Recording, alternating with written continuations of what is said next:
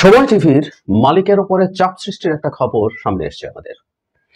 এই বৈষম্য বিরোধী ছাত্র আন্দোলনের একজন খুবই গুরুত্বপূর্ণ নেতা যারা হাসনাত আব্দুল্লাহর নাম তার সাথে জড়িয়েছে এবং যা যা ঘটেছে এটা অত্যন্ত ন্যাক্কারজনক।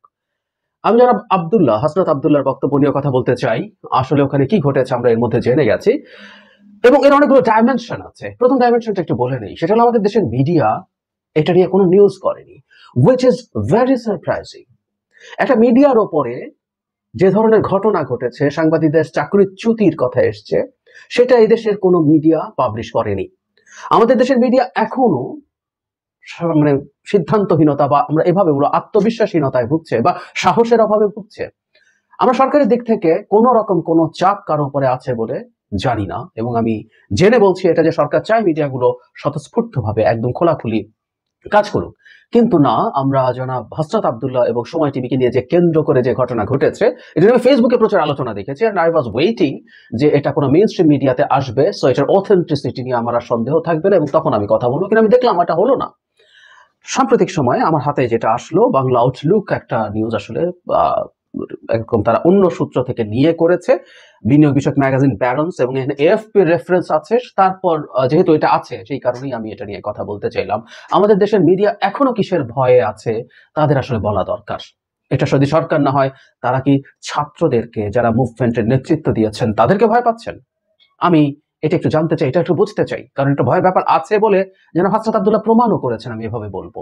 আমি যেন হাসনাত আব্দুল্লাহর কথা পরে আসছি, তার আগে ওইখানে যারা যারা আছেন তারা কি বলছেন সেটা একটু শুনি। বেশ কয়েকজনকে চাকরিচ্যুতি করা হয়েছে। ব্যবস্থাপনা পরিচালক এই বিষয়ে কোনো মন্তব্য করতে রাজি হন নাই। সাংবাদিক ওমর ফারুক সময় টিভির একজন সিনিয়র এডিটর ছিলেন, তিনি বলেন 5 জনের মধ্যে তিনি ছিলেন, কারণ ছাড়াই বরখাস্তের চিঠি পেয়েছেন তিনি। ফারুক এএফপি কে বলেন, টেলিভিশন কর্তৃপক্ষ আমাদের কয়েকজনকে স্টেশনের বৃহত্তর ভালোর জন্য পদত্যাগ করার জন্য অনুরোধ করেছিল, আমরা সিদ্ধান্তের জন্য একটি ব্যাখ্যা চেয়েছিলাম, কিন্তু কর্তৃপক্ষ কোনো কিছু দিতে অস্বীকার করে। এদিকে সময় টিভিতে ছাঁটাই হওয়া আউটপুট এডিটর আরিফুল সাজ্জাদ এই প্রসঙ্গে সামাজিক যোগাযোগ মাধ্যম ফেসবুকে লিখেছেন, কর্তৃপক্ষ জানিয়েছে বৈষম্য বিরোধী ছাত্র আন্দোলনের শীর্ষস্থানীয় এক নেতা তাদের হুমকি দিয়েছে সময়ের 10 কর্মীকে চাকরিচ্যুত করতে হবে, না হলে তারা বাঁচতে পারবে না। তিনি আরো লেখেন, সিএ প্রেসউইং সহ অনেকের সাথে কথা বলেছেন, তারা আশ্বস্ত করেছেন কোনো বিবেচনাতে এই ধরনের কর্মকাণ্ড সমর্থনযোগ্য নয়, আমরা বিনিয়োগকারীদের সেটা জানাই। তারপর রবিবার সিটি গ্রুপ ওই তালিকা থেকে 5 কর্মীকে ফোন কোনো কারণ দর্শানো ছাড়াই চাকরিচ্যুত করার সিদ্ধান্ত নেয়। আমি আর বাকি অংশ আমার জন্য জরুরি না, তারা কেউ কেউ কি কাজ করেছেন সেগুলো বলেছেন। প্রতিবেদনে বলা হয়, আমি এই প্রতিবেদনে হাসনাত আব্দুল্লাহর অংশে আসছি। বৈষম্য বিরোধী ছাত্র আন্দোলনের আহ্বায়ক হাসনাত আব্দুল্লাহ গত 17 ডিসেম্বর প্রায় 15 থেকে 20 জন শিক্ষার্থীকে নিয়ে সময় টেলিভিশনের বিনিয়োগকারী সিটি গ্রুপের অফিসে যান। হাসনাত এএফপি কে বলেন, আমার মন্তব্য নিয়ে সময় টেলিভিশন প্রোপাগান্ডা ছড়াচ্ছিল এবং একটি পতিত রাজনৈতিক দলের মতামতকে স্থান দিচ্ছিল। হাসনাত বলেন, আমরা সংবাদপত্রের স্বাধীনতা কট্টর সমর্থক, কিন্তু সংবাদপত্রকে অবশ্যই নিরপেক্ষ থাকতে হবে। তিনি দাবি করার ক্ষেত্রে কোনো সমস্যা দেখেন না, কিন্তু সাংবাদিকদের বরখাস্ত করার তালিকা হস্তান্তরের বিষয়টি তিনি প্রত্যাখ্যান করেন। আমি হাসনাতের এই জায়গাটা আবার পড়ি, ভীষণ রকম সমস্যা আছে তার এই মন্তব্যে। আমি জানি না হাসনাত বিবেচনা করে দেখেছে কিনা যে তিনি কি বলেছেন, নাকি তিনি ভেবেছেন এটা নিয়ে নিউজ হবে না। উনি বলছেন, হাসনাত এএফপি কে বলেন, আমার মন্তব্য নিয়ে সময় টেলিভিশন প্রোপাগান্ডা ছড়াচ্ছিল এবং একটি পতিত রাজনৈতিক দলের মতামতকে স্থান দিচ্ছিল। মানে উনি ওনার ওখানে যাওয়া জাস্টিফাই করছেন। তার মানে যদি কেউ কাউকে কারো বিরুদ্ধে প্রোপাগান্ডা ছড়ায়, আপনার যদি হ্যাডাম থাকে, আপনি দলবল নিয়ে গিয়ে সেখানে চাপ দেবেন। এই তো হাসনাত আসলে সিম্পলি তাই দেখাতে গেছেন। হাসনাত বলেন, আমরা সংবাদপত্রের স্বাধীনতার কট্টর সমর্থক, কিন্তু সংবাদপত্রকে অবশ্যই নিরপেক্ষ থাকতে হবে। না, সংবাদপত্রকে নিরপেক্ষ থাকতে হবে না, এটা একেবারে ভুল ধারণা হাসনাত। স্নেহের হাসনাত, আমি এদের সবাইকে আমি খুবই পছন্দ করি এবং শ্রদ্ধা করি। আমি এই কথাটা বলছি, এই ছাত্ররা এই সময় জীবনের ঝুঁকি নিয়ে রাস্তায় ছিল, তো আমি তারা আমার বয়সে অনেক ছোট হলে আমি ওদেরকে শ্রদ্ধা করি। তো হাসনাতকে যেটা বলতে চাই, সংবাদপত্র নিরপেক্ষ থাকতে হবে না, এটা একেবারে ভুল পারসেপশন। সংবাদপত্র ডিসইনফরমেশন মিসইনফরমেশন ছড়াবে না, এটা শিওর, এটা অপরাধ। মিসইনফরমেশন আমরা ছাড় দিতে পারি, কিন্তু ডিসইনফরমেশন সংবাদপত্র ছড়াবে না। কিন্তু সংবাদপত্রকে নিরপেক্ষ হতে হবে না। সংবাদপত্র তার একটা এডিটোরিয়াল স্ট্যান্স রাখতে পারে, সম্ভব, এটা অসম্ভবের কিছু না। সে কার পক্ষে কথা বলবে? হ্যাঁ, আওয়ামী লীগের পক্ষে কথা বলবে কিনা, কিভাবে বলবে, সেটা নিয়ে আমরা একটা প্রশ্ন করছি, হুইচ ইজ ভ্যালিড। আমি একটা আইডিয়াল সিচুয়েশনের কথা বলছি। একটা গণতান্ত্রিক পরিবেশে একটা সংবাদপত্র একটা নির্দিষ্ট রাজনৈতিক মতাদর্শ ধারণ করতে পারে। হ্যাঁ, এই আওয়ামী লীগের সমর্থন করা, আওয়ামী লীগকে সমর্থন করা, একটা মাফিয়া রেজিমকে সমর্থন করা একটা ডিফারেন্ট ডিসকাশন, ডিফারেন্ট সিচুয়েশন, সেটা নিয়ে প্রশ্ন করতে পারি। কিন্তু তারপর তিনি বলছেন, তাই তিনি দাবি করার ক্ষেত্রে কোনো সমস্যা দেখেন না, মানে উনি দাবিও করতে পারেন, আর সাংবাদিকদের পদচ্যুতির ব্যাপারে কোনো কথা নেই। মানে আমরা একটা জিনিস খেয়াল করছি যে আমার বিরুদ্ধে কেউ যদি কথা বলে, আমার কারো কিছু যদি আমার পছন্দ না হয়, মিথ্যা প্রোপাগান্ডা জনাব হাসনাত আব্দুল্লাহ বলছেন, কে কে এটা ডিটারমাইন করবে, কে এটা নিয়ে কথা বলবে, কে এটা ঠিকঠাক করবে? মানে আমি যে কেউকে বলে দিলাম আপনি আমাকে নিয়ে মিথ্যা কথা বলছেন, আপনি আমাকে নিয়ে মানে অবমাননাকর মন্তব্য করছেন। মানে একটা আধুনিক রাষ্ট্র ব্যবস্থা মানেটা কি? একটা সালিশই থাকে।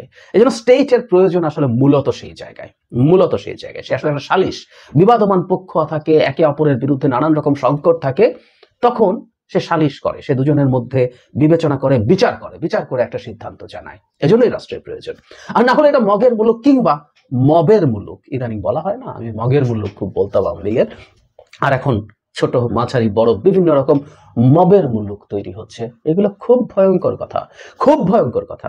জনাব হাসনাতের সাথে আমি একটা শোতে, জনাব খালেদ মহিউদ্দিনের সাথে ছিলাম, হাসনাতকে আমি সেখানে সেই শোতে বলেছিলাম, তারা যখন এগুলো করেন তারা দিনের শেষে এই সরকারের ক্ষতি করেন, যে সরকার পেরে উঠছে না, এই সরকারের নিয়ন্ত্রণ নেই, ফলে তারা বিভিন্ন জায়গায় নানান সালিসিতে যান, নানান রকম আলোচনা করেন, নানান মধ্যস্থতার চেষ্টা করেন এবং অনেক ক্ষেত্রে নানান রকম পদক্ষেপ নেওয়ার চেষ্টা করেন।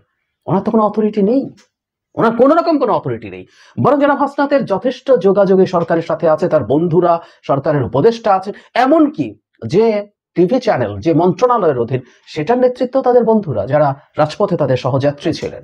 কোনো অভিযোগ যদি থাকে কি ব্যবস্থা নেওয়া সেটা তারা নিতে পারেন। সময় টিভি নোংরা একটা টেলিভিশন চ্যানেল ছিল, কোনো সন্দেহ নাই। আমাকে যারা রেগুলারলি শোনেন তারা জানেন আমি বলেছি যে এই চ্যানেলে আমি কোনোদিন, এবং ৭১ দুটো চ্যানেলের সিদ্ধান্ত নিয়েছিলাম কোনোদিন টকশো করতে যাবো না। ইদানিং তারা আমাকে ডাকছেন।